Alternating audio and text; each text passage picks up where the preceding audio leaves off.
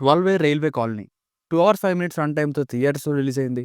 Already మన ఛానెల్‌లో 'Raju weds Rambai', 'family man' season 3 పాంచ్ రివ్యూస్ ఇచ్చేసా. మిగతావి కూడా ఇస్తా.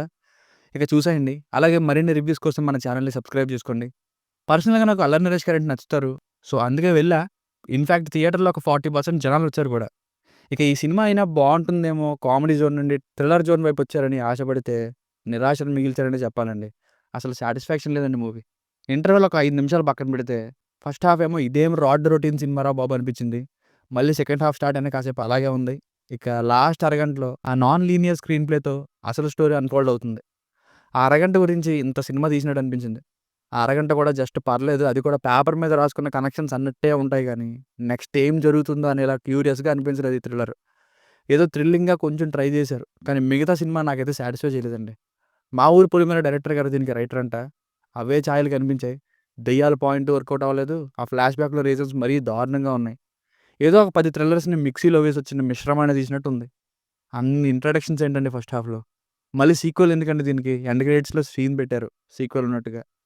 ఫ్యామిలీతో చూడొచ్చా అంటే హీరోయిన్ కొంచెం ఎక్స్‌పోజింగ్ చేస్తూ ఉంటారు. అది తప్ప మిగతా అంతా చూడొచ్చు. ఇక స్టోరీ లైన్ చాలా సింపుల్. ఒక పొలిటికల్ అన్న వాళ్ళ దగ్గర పనిచేసే ఫ్రెండ్స్‌లో ఒకడు హీరో. ఆ తర్వాత హీరోయిన్‌ని లవ్ చేస్తాడు. ఇంటర్వల్ టైమ్‌కి ఏం జరిగిందనేది story. Plus points. Allari Naresh గారు డెడికేటెడ్‌గానే యాక్ట్ చేశారు. ఆయన తప్పేం లేదు. ఇంకా లాస్ట్ అరగంట ఆ స్క్రీన్ ప్లే వల్ల ఇంకా ఆర్గాన్ ఫ్లాష్ బ్యాక్ వల్ల ఆ పోర్షన్ కొంచెం పర్లేదని చెప్పాలి. బ్యాక్‌గ్రౌండ్ మ్యూజిక్ కొన్ని చోట్ల సినిమాని పైకి లేపింది. సినిమాటోగ్రఫీ అయితే యావరేజ్. Minus points.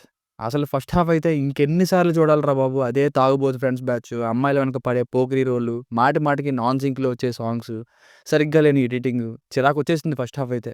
ఇంటర్వల్‌కి ఓకే అనే ఫీల్స్. అంత పెద్ద ఆఫీసర్ సాయి కుమార్ గారు అంత పెద్దగా చూపిస్తారు. ఆ డాక్టర్ స్టోరీ చెప్తున్నప్పుడు మినిమమ్ ఫ్యాక్ట్స్, ప్రూఫ్స్ చెక్ చేయనట్టు చూపిస్తారు. ఆయన ప్రెజెన్స్‌నే యూజ్ అవ్వలేదు. ఇక 'లియోలో' ఫ్లాష్ బ్యాక్ ఎంత చిరాకు పుట్టింది. మళ్ళీ అదే రీజన్‌ని ఇక్కడ కూడా పెట్టారు. హారర్ థ్రిల్లర్ ఏం కాదు. Only thriller. ఇంటర్వల్ ఒకటే కొంచెం హారర్ అని చెప్పొచ్చు.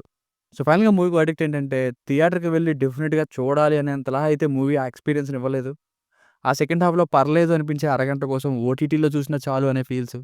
ఇప్పుడు థియేటర్‌కి రూ. 150 పెట్టి వెళ్ళా కూడా రొటీన్ స్టఫ్ చూపిస్తే ఎలా అండి? ఓన్లీ ఫర్ అల్లరి నరేష్ గారు. For me it's a disappointing film. దీనికి రేటింగ్ వచ్చేసి ఇది నా ఒపీనియన్ బిట్వీన్ 2.25 అండ్ 2.5. మీకేమైనా వర్క్ నచ్చినట్లయితే మరిన్ని రివ్యూస్ కోసం మన ఛానెల్‌ని సబ్స్క్రైబ్ చేసుకోండి. Thank you.